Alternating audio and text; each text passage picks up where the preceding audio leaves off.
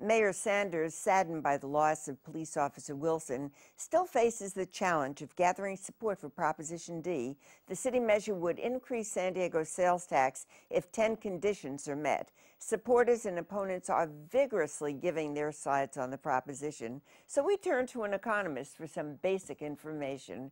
Earlier this week, KPBS Metro reporter Katie Orr sat down with University of San Diego economics professor Alan Ginn for his insights.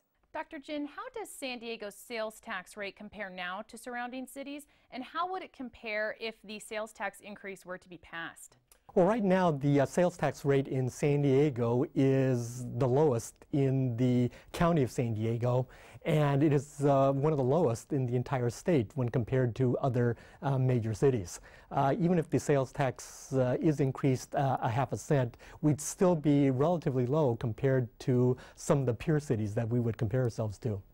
Now, people often say that a sales tax is a regressive tax, meaning it affects poor people the hardest. Do you agree with that? Is that an accurate assessment? If the sales tax was applied to all products, it would indeed be a regressive tax. It's imposed then regardless of what people's income levels are. And poor people tend to spend more of their money than people at higher incomes.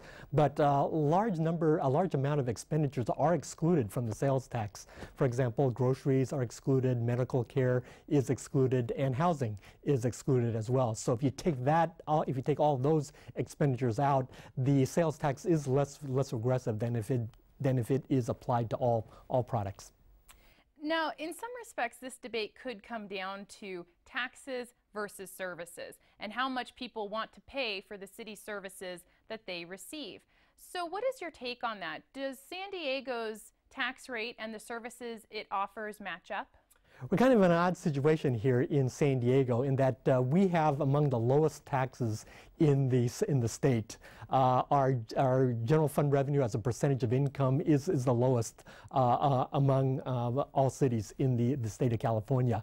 But if you look at the level of services that we have, people desire a pretty high level of services. So that's an incompatible situation.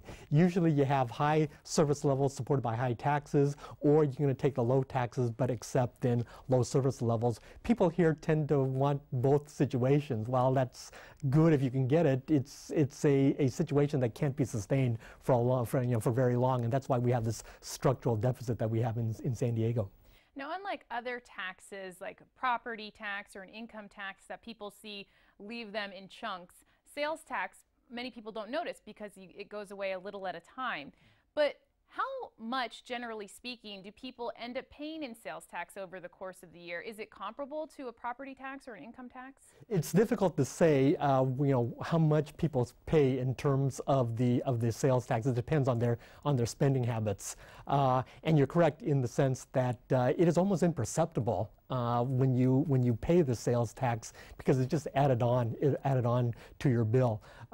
Where it's going to have an impact is going to be on people who are operating on a fixed income and people with low incomes. They may find that their budget is a little bit more difficult to meet every month. But for the general population, I think the impact is almost going to be imperceptible.